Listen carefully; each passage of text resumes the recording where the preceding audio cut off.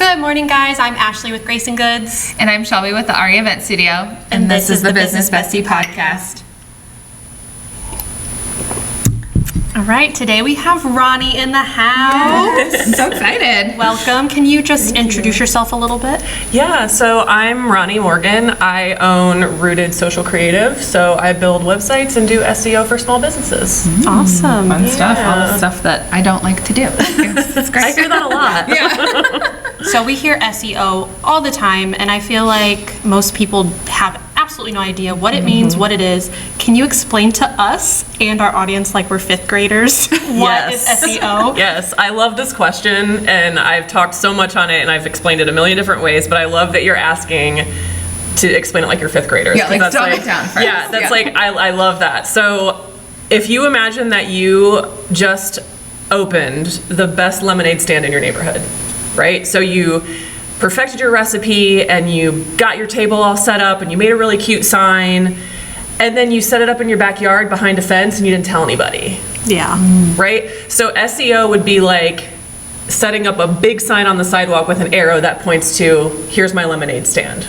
Okay. Right? So it's like you're looking at what do you do, who do you do it for, where do you do it, and why are you the best at it? So that's what SEO is looking for, right? So if you then have your sign that points, this is the best lemonade, then people can find you, and that's the whole point. Yeah, Yeah. absolutely. Yeah. What does, oh, sorry. Go ahead. I was just going to say, can you say what SEO stands for? There you go. Yeah, so it stands for search engine optimization. And the other thing you're going to start hearing a lot as well is AIO. Okay. And that's AI optimization. Oh, okay. And they are, you know, it's like SEO paved the way for AIO to run.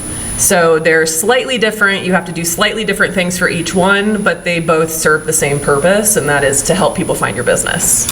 And so then on, you know, like Google or when people are searching for your websites, it's essentially like keywords, right? That get like plugged in, and that's what helps people kind of. Yeah, so that's definitely the biggest piece that most people know about is that, you know, when you think about, okay, what is somebody going to type into Google or type into ChatGPT that my business would pop up? So that is one big piece to SEO. Got it. Well, Yeah. that's the only piece I know. That's the only piece I know. That's probably the only piece most people know. Exactly. But it's so much more than that. It's so much more than that. So once you would start really investing a little bit into SEO and having somebody kind of professionally help with it, I mean, how long does it take to like work to like really start to notice a difference? Yeah, so this is like the least sexy answer, but it depends. So it's like if your website is brand new and you build it out and you make sure it's optimized and you do it well, you're looking at like 3 to 6 months. Sometimes, depending on your niche, it can happen sooner than that. But that's usually what I tell my clients when we're establishing their site to begin with. Now, if you already have an established website and you've got a lot of brand authority built up and you just, things are a little bit messy and you just need it all cleaned up and made it, you know, have it make sense, you know, you're looking more like 4 to 8 weeks. So I've seen it work even faster than that for some people. Yeah. It really just depends. So SEO is not an instant gratification kind of thing. It's sort of a slow burn, and the people that succeed at it are the ones that don't treat it as, you know, like, oh, I'm panicking, I need business, I've got to do this right now. Right, like they can be patient and they're playing the long game. Yeah, you're planting a garden. Yeah. Right? You're putting the seeds in and you're watering them every day and you're making sure they have everything they need. And then one day you're like, oh, wow, it's working. Yeah. Yeah. You just kind of got to forget about it, put it in the back pocket, and just like let it grow. Yeah, and I always say, I'm like, if you do this ahead of time, then you're never going to get to this point where you're desperate for a new business because, you know, it's already happening. Yeah. The second best time to do it is when you realize you could have been getting a lot of business all along, and now is a good time to jump in. Right? So, yeah. So you started a career as a hairstylist and did that for a few years until you ran into some health issues, and then you started coaching and then building websites for other coaches. Yes. And this all sparked an epiphany that you enjoy the back end of things more than face-to-face working with the public, or like straight on. Why do you think that is? That's a very interesting question, and it's one that I've thought about a lot because I've always been a people person. So I love being in front of people. I love talking, meeting people. I can get along with pretty much anybody. But I also realized that because of my ongoing health challenges, it's much easier for me to be working in the back end of the business, because I still have client-facing meetings, but the majority of the time it's me and my laptop. And I can do that work from bed if I have to. I can, if I'm having a really bad pain day, like I do very often, I can shift around what time of day I'm working or how I'm working, and it's not like I'm constantly having to cancel client calls and, all of that. And, I was a breakup coach, and the emotional labor of that was really intense. Yeah, we're going to get into that. Yeah, so it just kind of came down to like, I had clients, I loved my clients, and we were really making a lot of progress. And I didn't leave anybody hanging. I, followed through until they were ready to be done. But ultimately I was like, I love the problem solving that goes into the back end. Like, it's like a big puzzle, and it's not the same for any single business, because it's really, I cater to your needs for your business. So it's always interesting, and that's great for my ADHD. like, there's always something new to be doing, and I love that. Well, and I feel like you've created security for yourself with this, because, if you are having a bad day, pain-wise, like you said, you can still work, where normally if you were, still a hairstylist, like, you wouldn't be able to go stand on your feet for 12 hours. So you've created that for yourself, that job security. So that's amazing. Thanks. Yeah, it came out of necessity. I didn't really, it was like part of me was ready to retire from hair. I loved my clients. I'm still connected with many of them. And but I just physically couldn't do it anymore. So it was really a matter of like, I have to create something new, because not working is not an option. I don't know for how many people that is an option. Disabilities or not, you have to do something. So it really just felt like a natural progression. And that, felt really good. And it's amazing. I also feel like people don't realize how physically tiring it is to be a hairstylist. Oh my goodness. You're on your feet for 8 to 12 hours a day, depending on what your schedule is. You're, in these awkward positions, hunched over. I mean, I was in physical therapy before I did this. We saw all kinds of people in that industry. So it's really, being a hairstylist is honestly very taxing in many ways. Obviously, having been in the industry for a decade, and I had my own salon for a while, and I have a soft spot for hairstylists. I work with them still, helping them behind the scenes, but it is a very intense. Well, and then you're also essentially a therapist. Oh yeah, and a coach. Well, that's the thing. Like, going into coaching, it was like very natural. I've already been doing this for free, essentially. Providing multiple services. I'm like, I do this all the time, so I think I'll be good at it. And now I can sit down at least. Exactly. That's hilarious. So All right, so you work with all different types of websites and businesses. So what kind of clients or projects are lighting you up the most right now? Do you have a favorite type of website to build out? So my client roster is, it's almost all over the place, but also kind of not. So like, I work with a lot of therapists and coaches still. And then one of the things that I really decided I wanted to focus on last year was that I really wanted to start working with like small local businesses. And that has been so super fun for me. And that's where I'm trying to continue to grow, is like, I want to be, and when I say local, it's like, yes, local to where we are in Fort Wayne, but also small businesses in other cities that are local to that area. And working with like local coffee shops and creators, makers and things like that, like I am having so much fun with that. Like it's so rewarding, especially to work with businesses that you already patron. Well, and you get to see that. So for building a website for like a coach or a therapist, as opposed to, is it a secret that you built Out Mocha Lounge's website? No, I don't think so. Because it looks amazing, and I think you need credit for that. Thank you. So what's the difference there from because like a coach or a therapist, maybe they just have like a landing page and then maybe one or two other pages, but then like a coffee shop, they might have more. So is there like a big difference with that? There definitely can be. Like, it's because a lot of my coaches, a lot of my coaches are looking for clients all over the place.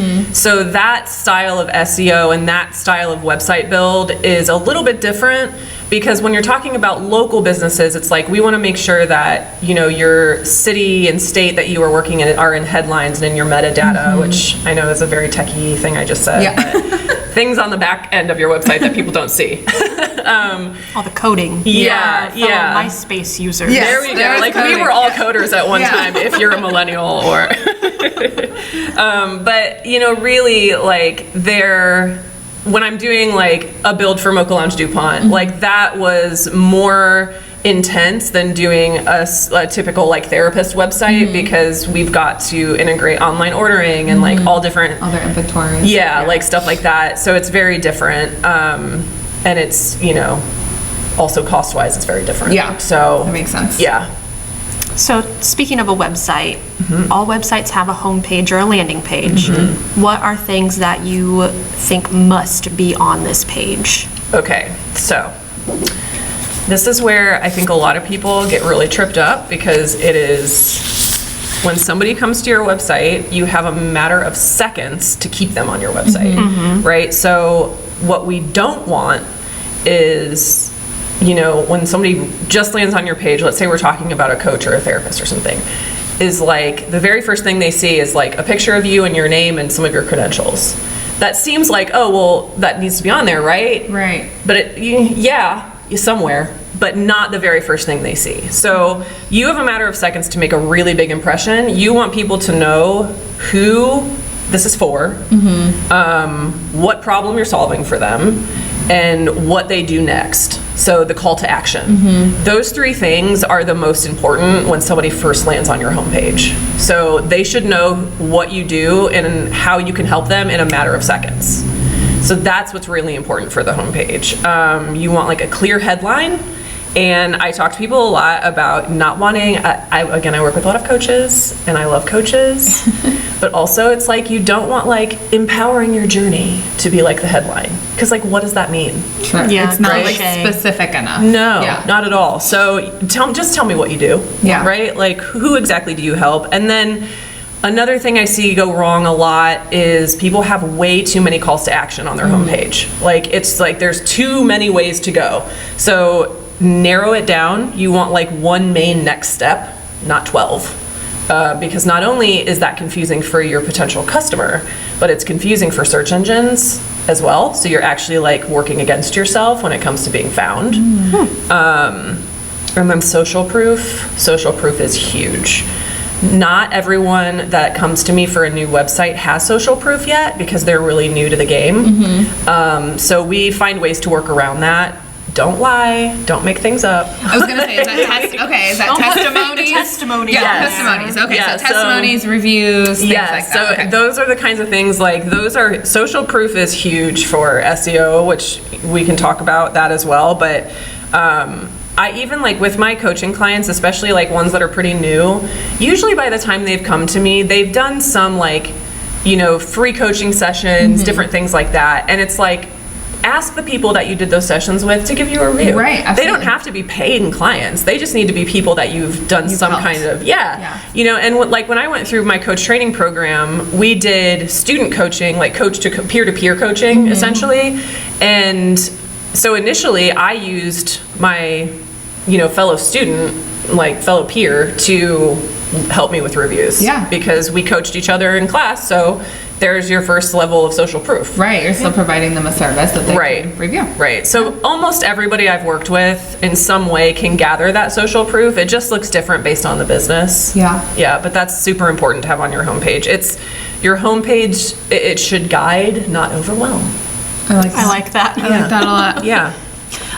So for a business owner that has a website, let's say they know how to do a few things on their site themselves, they're not ready to jump into paying somebody. What is something that they could do now on their own that would help with the SEOs?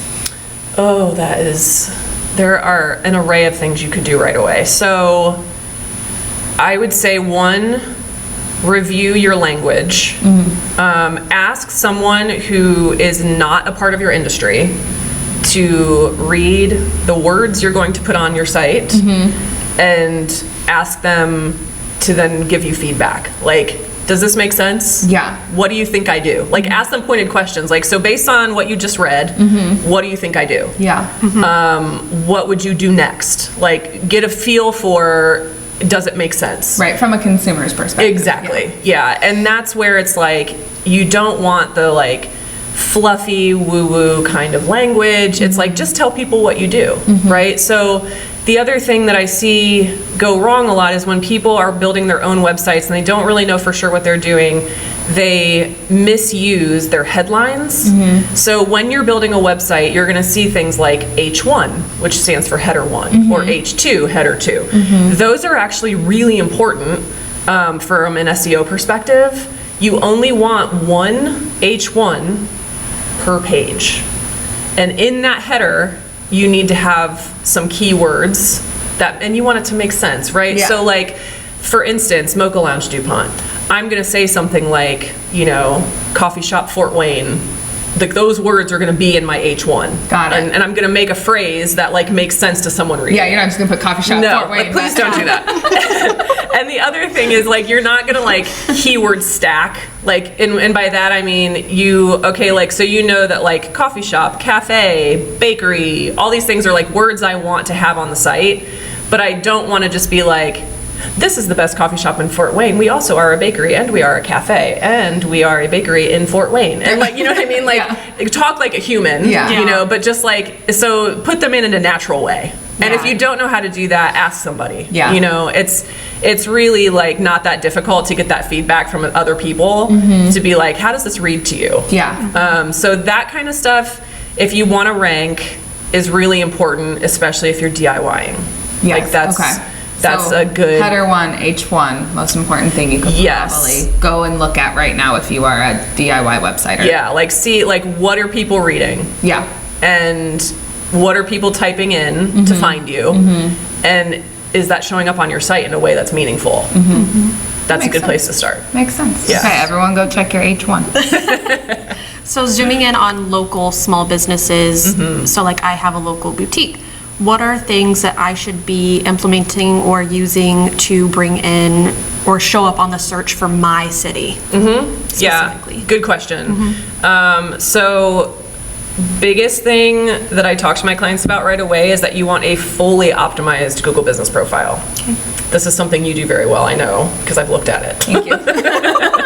And you've seen payoff from it, Yes, right? Like, it's, so the biggest thing is making sure that that all makes sense. Your information is all correct. You've got reviews. You're responding to the reviews. That's huge.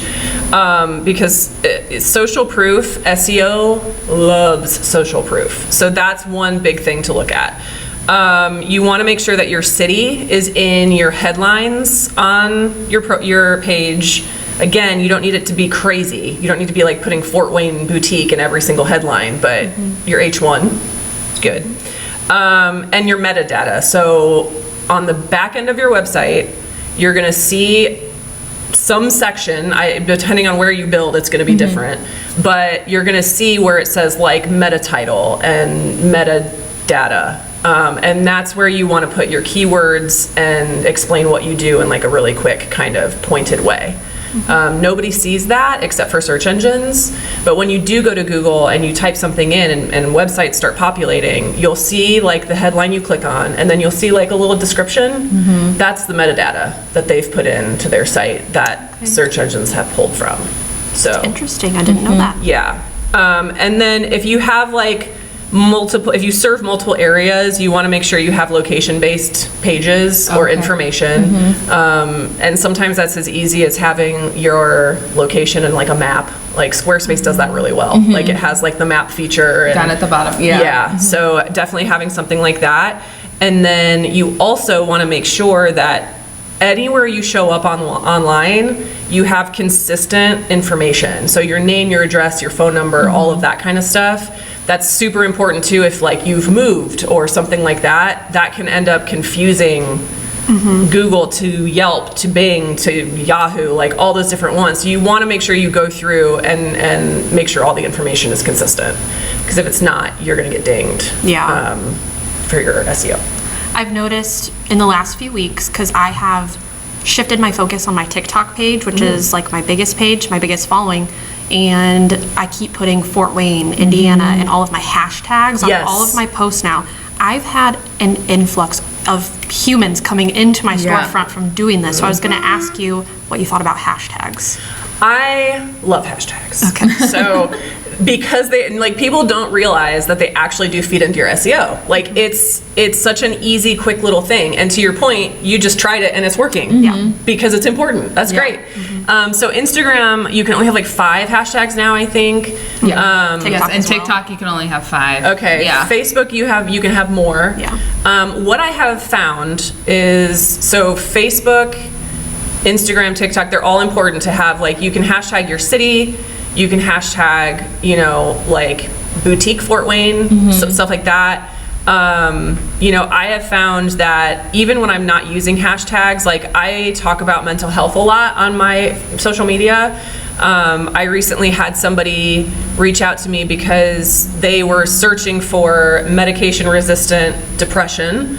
Well, I had a post that spoke exactly to medication-resistant depression, so they found my post. Oh my gosh. And then reached out to me, and now I say working together. I'm helping her navigate some things that I have a lot of experience with. So, and I do that for free because it's just something, I have a very medically complex life, and I can then turn around and help people. And so it was like, that's how she found me, was a keyword search that popped up from Facebook. So definitely hashtags, definitely when you're posting, think about those keywords and things you can be putting into those posts, because even if it's not a hashtag, what you're saying in your post still matters. And will pop up. That's interesting. Yeah. Well, circling back to helping people, you were we kind of glazed over this, but a breakup coach, which I personally never even I've never heard of that. I mean, I guess you hear about divorce therapists and stuff like that, but breakup coach. Yeah, that was a very interesting time in my life. I'm like, oh, what a season. So I had, this was kind of towards the end of my career as a hairstylist, and I went through a really intense breakup and life shift. And it was, it was very dramatic. It was I found out about all this cheating and all kinds of narcissism that I didn't realize was there, and all this kind of stuff was coming out, and I was just completely life flipped upside down. And nothing seemed the same anymore. I didn't recognize my life anymore. And I was like, this is really intense. I was in therapy multiple days a week. I was doing the work. I had my own coach. I was really going through it. And then I started coach training because I was like, I think this is the route I want to take, and realized I could focus on breakup coaching because I felt like I was really moving forward in a very productive way. And isn't that just the thing, is you're I think I can help other people do this, right? And so I just went through all the training and started taking on clients who were going through really bad breakups. And it's not a replacement for therapy. It's also a very gray area, which was very difficult to navigate. So there was definitely times where I'm like, okay, we can get this far, but based on what you're saying, you also need to see a therapist. Gotcha. So it was very much twofold. And most of my clients did seek therapy as well as using me as a resource. But so I was working with women primarily. So we're talking about women who are coming out, they're confused, they feel small, their whole life is destabilized, what am I doing next? So we focused a lot on rebuilding identity, not texting your ex. I worked very hard with my clients on going no contact. When they could. Occasionally we're dealing with children involved and things like that. So then that's a slightly different approach. But nervous system regulation and boundaries and understanding attachment patterns and things like that are all things that I work with my clients on. But I think the deeper thing that I found to be the work we were actually doing was who am I when I'm not trying to be chosen? Ooh, yeah. So that was the big question that I was constantly helping my clients answer over time. And it was powerful work. I really loved it. And honestly, I think a lot of that same psychology shows up in my work now. You know, with how I'm marketing, or like how people in marketing, and how are we showing up for ourselves, and you know, not tolerating red flags from clients, and just like all kinds of stuff. So I feel like everything I learned back then and was implementing, a lot of it still is at play now. I find coaching comes into my work a lot. Yeah, I'm sure. Surprisingly. Yeah. But it does. Well, I think too, even if you are building out a website for somebody, you're still coaching them along the way of the importance of it and how to use it, you know, kind of if you kind of back off from it and things like that. So I feel like you are constantly teaching people things. Yeah, and that's really, teaching is after my own heart. Like as part, like early on in my career, I was an educator for Aveda. And I, you know, had tons of students, many I'm still connected with today, and like I just have always kind of had that like heart for teaching.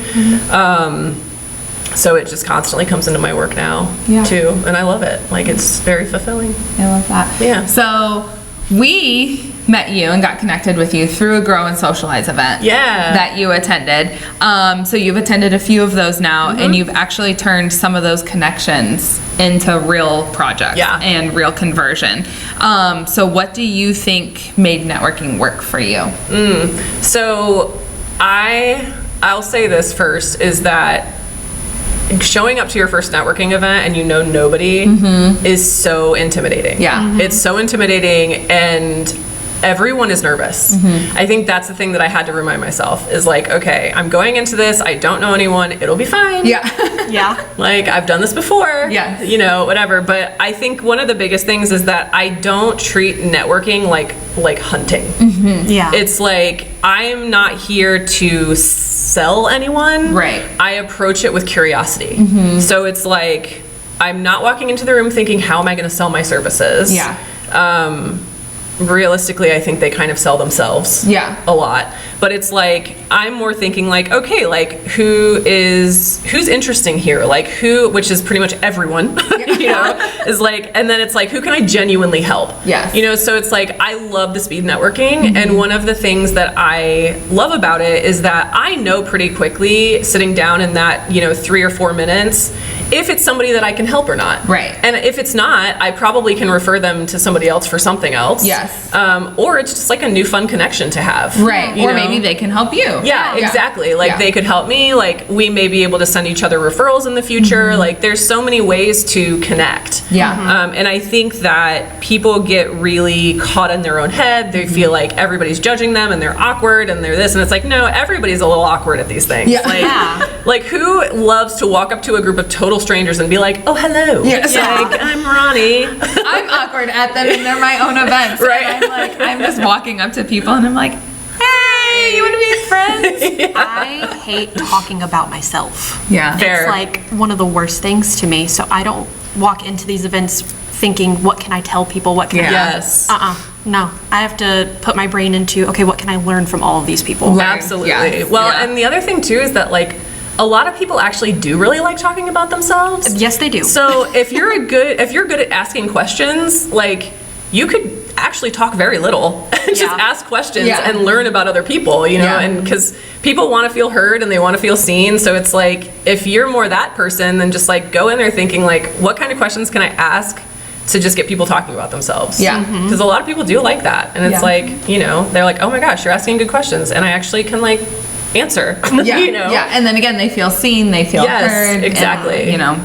And that's how you stay, I think, on top of people's minds too, is like when you're actually engaging in a human way with curiosity.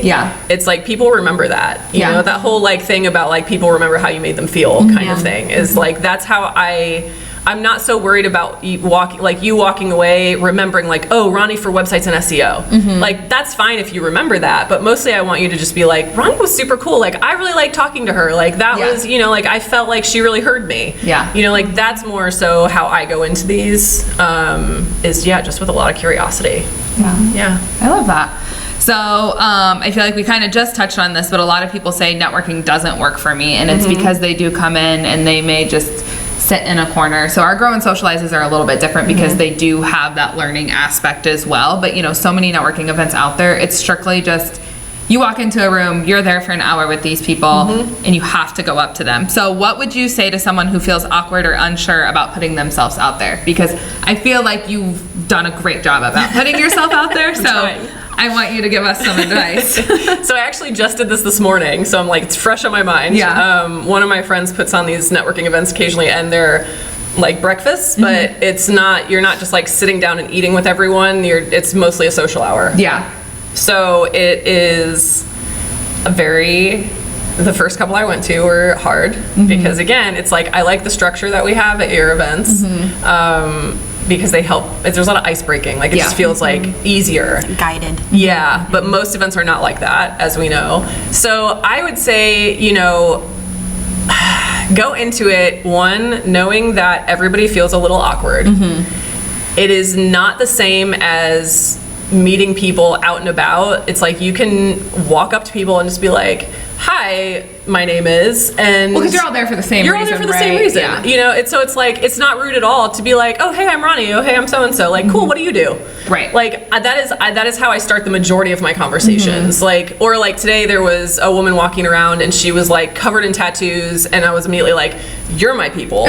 You know, so I like grabbed her and I was like, have a seat, you know, like, let's talk. So it's like, just like putting yourself out there, and it's hard, especially if you're socially awkward, which a lot of people are, and that's okay. You know, I think more of us are than aren't. I would agree with that. Yeah, so it's just like, even if you have to sit in the parking lot for 5 or 10 minutes and like, you know, really pump yourself up, like, you know, it's like, but think about it in terms of like, you're looking for alignment more than you're looking for opportunity. Like, those opportunities will present themselves. They did for me today. Like, I have plenty of people to follow up with, but it wasn't because I was trying to sell them or looking for that opportunity. It was more just like, oh, we're aligned. Like, this is cool. Like, this is really cool. I love hearing about what you do. I actually think I can help you. So let's connect more. Yeah. You know, so I think it's really just a matter of like, get out of your own way, get out of your head, understand that everybody's feeling awkward, even if they make it look easy. Yeah. You know, and just be yourself. Yeah. Like, well, I say this a lot. You never know who you might meet that could change the trajectory of your life and your business. Yes. And that person could literally be at that event. Yep. So, like, you just gotta go. Yep. And it could be someone who doesn't need your services. Right. But they know someone who does. Exactly. And suddenly you're connected with like the, you know, biggest contract you've had all year. Yeah. You don't know. Absolutely. So look for the opportunities, and also just alignment. Alignment. Yeah. Build out a good circle. Yeah. Yes. Well, Ronnie, thank you so much for coming on the podcast today. We really enjoyed it. Yes. We will tag Ronnie and her page and everything below. So if you guys are interested in her services or even following up more, grabbing a coffee with her, you can reach out. And thank you for being here, and we will see you next week. See ya.